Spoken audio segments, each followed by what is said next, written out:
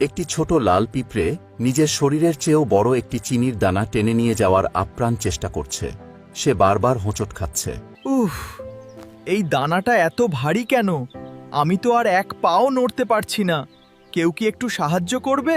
গাছের ওপর থেকে একটি নীল রঙের সুন্দর পাখি সব দেখছিল। সে নিচে উড়ে এসে তার ঠোঁট দিয়ে দানাটি ঠেলে দিল। মন খারাপ করো না ছোট বন্ধু, আমি তোমাকে তোমার বাসা পর্যন্ত সাহায্য করছি। আমরা বন্ধু হতে পারি না? আজ এই নীল পাখিটাকে ধরবই। এর অনেক দাম পাওয়া যাবে বাজারে, একেবারে জালের তলায়।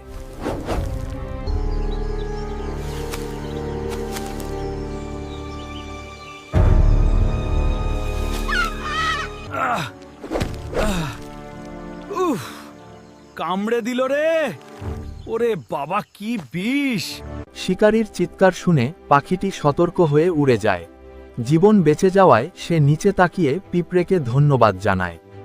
ধন্যবাদ বন্ধু, আজ তোমার জন্যই আমার প্রাণ বাঁচলো।